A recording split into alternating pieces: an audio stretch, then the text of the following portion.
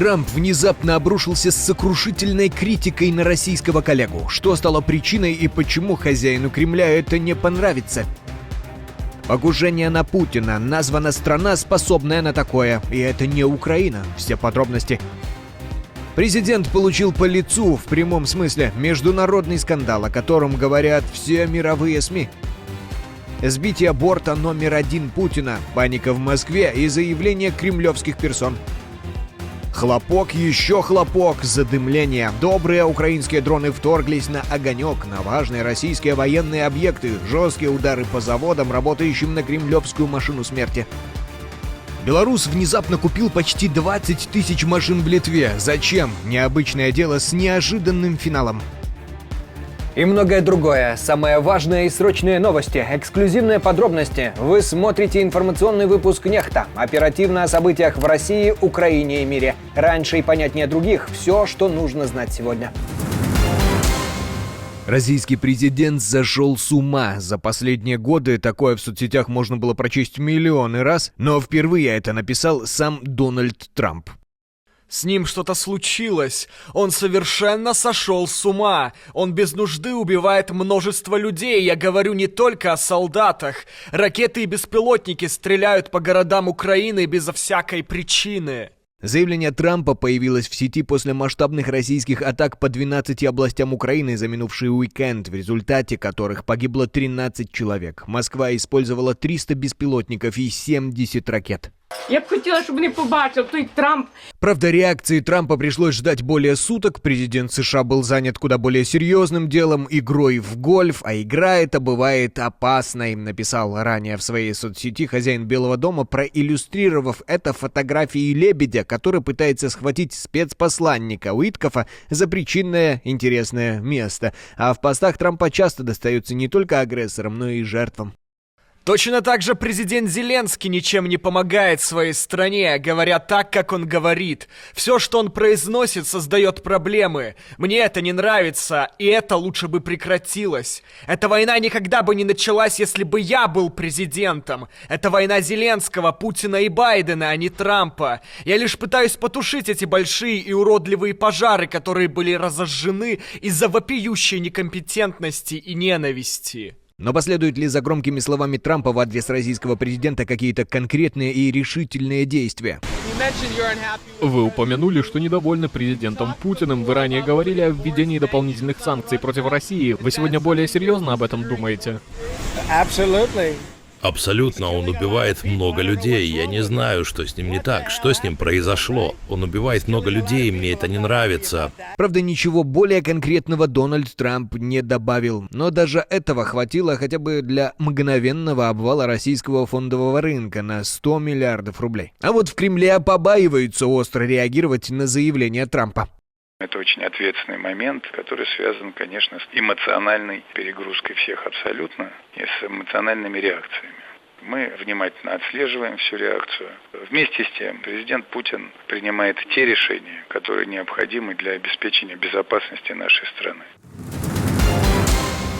Кто может планировать покушение на Путина? Обвинения прозвучали в адрес конкретной страны. И это не Украина. В Госдуме считают, что на такое способна, кто бы вы думали? Ну, конечно же, Великобритания. С подобными обвинениями выступил член Думы Колесник. Депутат считает, что коварные англосаксы могут сбить самолет президента России. И по этой причине не советуют дорогому Владимиру Владимировичу лететь в Ватикан, Стамбул и вообще куда-либо.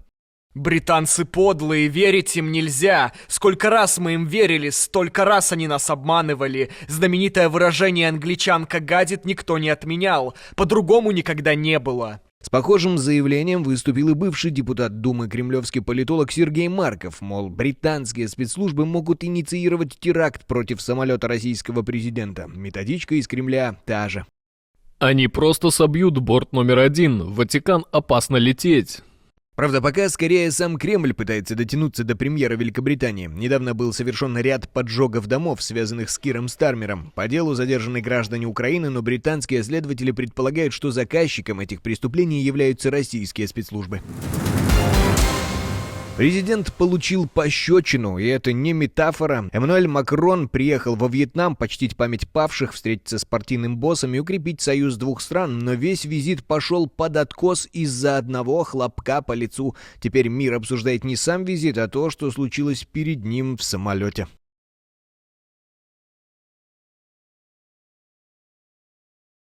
Милые бронятся, только тешатся. Предположительно, первая леди Франции немного отдала по лицу своему супругу. Источники в Елисейском дворце косвенно подтверждают. Это был момент, когда президент и его супруга в последний раз расслабились перед началом поездки, посмеявшись. Это момент близости. Только этого и не хватало, чтобы дать повод для распространения теорий заговора. Правда, на лице Эммануэля Макрона особую радость от шутки супруги заметить непросто. И как тут пойти против классического комментария? Вы что, хотите как во Франции? Нет, традиции загнивающего Запада чужды лидерам стран, где ценят духовность и скрепы. Тут нет никаких пощечин и никаких первых леди. Это вам любой Владимир Владимирович и Александр Григорьевич подтвердит.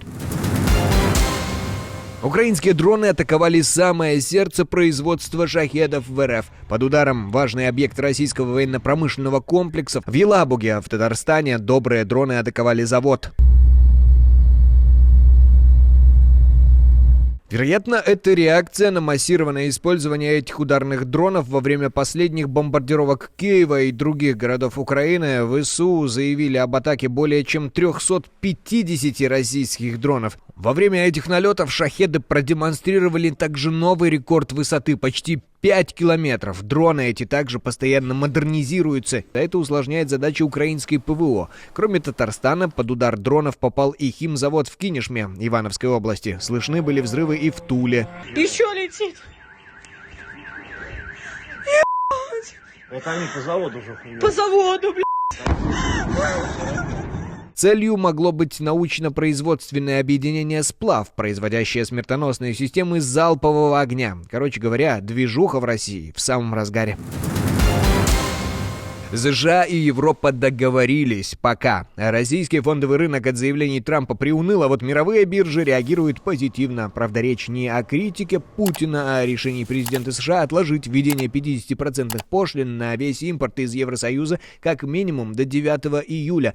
Ранее речь шла о введении таких пошлин с 1 июня. Сделать такую отсрочку хозяина Белого дома сподвиг состоявшийся телефонный разговор с главой Еврокомиссии Урсулой фон дер Ляйен. Вкратце, они договорились ускорить торговые переговоры и оставаться на постоянной связи. Что касается деталей беседы, мы их не раскрываем. Речь идет, напомню, о крупнейшем и самом тесном торговом партнерстве в мире. Такие переговоры сложны и требуют времени. Но этот звонок придал новый импульс процессу, и теперь мы будем двигаться дальше. Приятно видеть, что подключились лидеры на высшем уровне. Трамп назвал беседу приятной, курсы доллара и евро также пошли вверх, а золото, в которое вкладывают во времена нестабильности, наоборот, подешевело почти на 1%. Торговая война откладывается. Ядерного оружия у Лукашенко нет. Такое заявление в интервью Укринформу сделал глава службы внешней разведки Украины Олег Иващенко. Носители есть, это правда. Есть самолеты, есть Искандеры, но самого ядерного оружия у Беларуси нет. Это факт. Сам Лукашенко долгое время уклонялся от прямого ответа на вопрос про ядерное оружие, но в конце прошлого года бахвалился. Поэтому я сюда ввез ядерные боеголовки, не один десяток, чтобы вы знали, многие пишут, да, это шутка, никто ничего не увез. Везли. А то, что они говорят, что это шутка, значит, они прозевали. Они даже не заметили, как мы сюда их завезли. Неужели это был очередной блеф? Как так? Невозможно поверить. Кому верите больше? Руководителю службы внешней разведки Украины или руками разводителю Беларуси? Напишите в комментариях. А у Лукашенко тем временем появился конкурент, и нет, речь не о претенденте на президентское кресло, которое Александр Григорьевич занимает почти 31 год. Стало известно, что еще один белорус может потягаться с самопровозглашенным за славу самого известного контрабандиста в стране. В лихие 90-е, когда фирмы, освобожденные от пошлин, гнали в Россию эшелоны с сигаретами и алкоголем, крепкий хозяйственник только разогревался. А вот Ассоциация производителей Литвы нашла белоруса, который оформил на себя аж 18 тысяч автомобилей. Имя не раскрывается, открывают, но темп поражает. По 2 машины в час, без сна и выходных. Правда, эксперты уверены, машины никуда не ехали. Их нелегально разбирали на детали прямо в Литве. Эксперты говорят, что на самом деле тут имеет место мошенническая схема. Автомобили никуда из Литвы не выезжали, а были нелегально разобраны в стране ради деталей. Ну, как вам? Нормально придумал? Мазут не помеха, а с ним даже прикольнее. Фишка сезона на последних теплых пляжах России. Там аншлаг. Многочисленные отдыхающие располагаются прямо среди сеток ловушек для нефтепродуктов. Люди купаются, мазут плавает, дельфинчики плавают. Слава. Вот еще, ребята. Слава в шоке вообще. Черное море, черный сезон. Не сильно смущает такая обстановка и Роспотребнадзор, который дал добро на работу 80% детских лагерей на побережье Черного моря. Нашли мазут? Да, вот тут. Вот тут нашли? С декабря, когда у берегов Анапы произошла авария 2 танкеров «Волганефть», с пляжей уже вывезли более 700 тонн загрязненного грунта. Это 50 самосвалов. Но мазут по-прежнему остается в песке и делает отдых опасным. На солнце он сильно нагревается и вызывает ожоги при соприкосновении с кожей. Особенно страдают дети. Все вышли, потому что пятнышки пошли. Испарения мазута вредны и для дыхания, также могут провоцировать головные боли и отравления. Катастрофа не только экологическая, но и для российского турбизнеса, экономическая. Турпоток просел до 70%, отели резко снизили цены и пытаются заманить отдыхающих форматом «все включено». Теперь в эту формулу включен и мазут. Солнышко, тепло, у нас плюс 25, работы продолжаются с самого утра. Море сегодня спокойное, штиль. Отдельное спасибо за то, что досмотрели до конца. Спасибо за ваше доверие. Жду развернутых комментариев, лайков и репостов. Это важно для того, чтобы нас становилось больше. На этом пока все. Доброго вам вечера. До новых встреч и хороших вам новостей.